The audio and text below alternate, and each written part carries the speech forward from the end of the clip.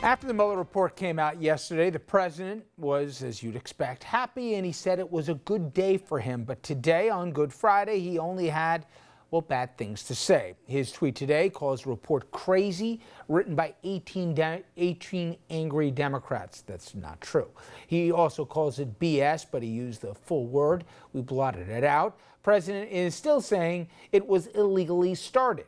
He went on to call it a big waste of money. He says sick and dangerous people committed very serious crimes, perhaps spying or even treason, casually using that word. Here to help us dig deeper into the report itself is former federal prosecutor Andrew Cherkasky. And Andrew, let's start off with a big outstanding question. I think for a lot of people, the untrained lawyers out there like myself, this sure looked like obstruction and it sure felt like obstruction. Mueller laid out 10 or 11 specific instances where it seemed there wasn't tiptoeing but leapfrogging. Did the president commit obstruction?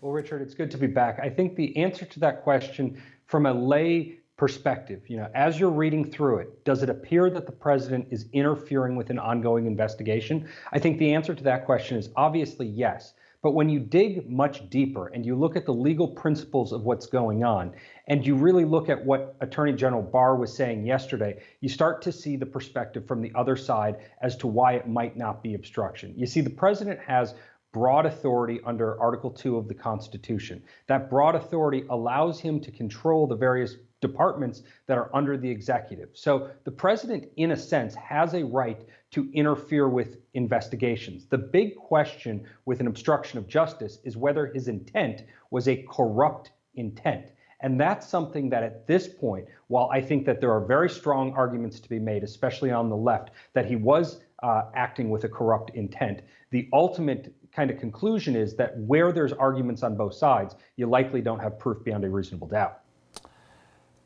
When we look at Mueller, and I want to start off by saying what I said earlier, I believe he performed a national service. That said, it seemed at the end, and I know I speak for my partner here and Andrew, in that we were both a little surprised that he was definitive, that he never believed it was his role to ever come to a conclusion. I know there was guardrails established, but how much of those guardrails did Mueller impose upon himself? And the fact that he never reached a conclusion seems that he always intended for this to be a political decision. I'm not sure most of us expected that's how this outcome was supposed to work. I know for impeachment, but we thought there would have been a declarative statement at the end of the report, which there never was. He really did go much further than I think anybody was realistically expecting him to go, in the idea that he put out there at the very beginning of Volume 2, this idea that he would not engage in an analysis that could implicate the president in criminal misconduct. So not only was he not reaching a conclusion, he's actively making measures to avoid that conclusion. Now, he goes through extensive efforts in laying out the various facts and circumstances that he found, but it does leave the American people a little empty. And I think it causes question as to what took so long if he was never going to reach that conclusion in the first place. Perhaps Congress could have done a lot more of their own investigating in the meantime. And to that end, I mean, for me, and I think most Americans, he was the one person who wasn't wearing shirts or skins. He was the informal arbiter. So what his finding was supposed to be Solomon here. He was the one who was supposed to say, I don't have a dog in this fight. I come at this impartially. This is what I found. And without that, it now gets kicked back. And to your point, he said he ran out of time. Otherwise, he may have pursued, for example, Donnie Jr., or he may have pursued an actual subpoena and a sit-down question with the president, which we now know, 180 degrees from his take on it, he did not give. He was not forthcoming as William Barr said he was. We got no answers. He has no recollection, even though he has, quote unquote, the best memory. So my point is, if the clock ran out on Mueller from his own internal clock and he was never going to make a decision, shouldn't he have given somebody a heads up that, hey, this isn't my job?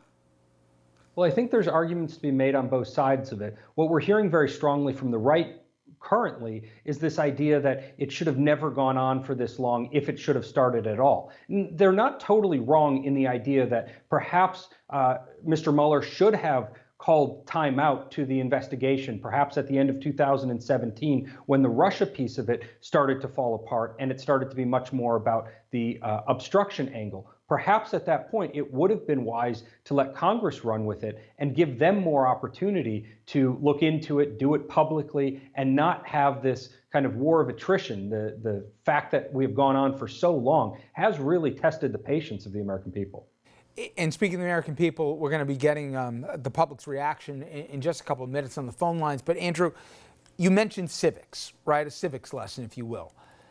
Does Article 2 make an assumption that our president will put country first, or that I think they made certain assumptions without ever having in mind that we'd ever have a person like Donald Trump, who I think by any yardstick was working always with self-interest in mind, with no regard to the institution itself or the implications. I mean, look at what he did. You're a former Justice Department employee. Look at what the scars he has left on DOJ, the FBI, and all the parts in between. My point is, do we have to rethink how much authority and latitude we give a president in terms of dictating an investigation into himself or herself?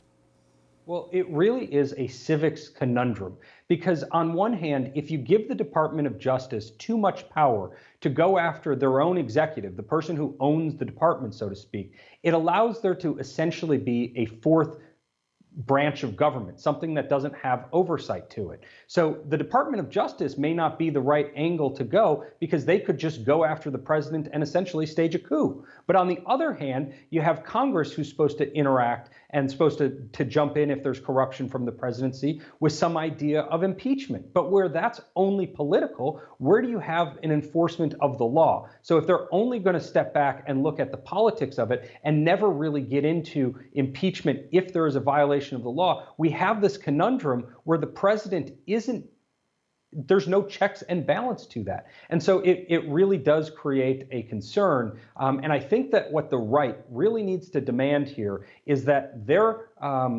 representatives hold accountable politicians, regardless of what their politics are, who are sitting in the executive branch. And if the president did obstruct justice, and there's certainly good evidence of that, that impeachment proceeding should be far more legal-based and not political-based. Well, Andrew, I know we're going to be talking. We have still ongoing probes in Congress into some really serious questions and more specific questions to the president. And obviously, we have 14 cases we learned from this report that have been farmed out to, Eastern District Court as well as the Southern District Court here, and they don't have guardrails on where they can go. All right, Andrew, as always, thank you for the time. All right. Absolutely. Have a great weekend for yourself. When we come back, your voice here, your reaction to the Mueller report, phone number on the screen, your reaction straight ahead.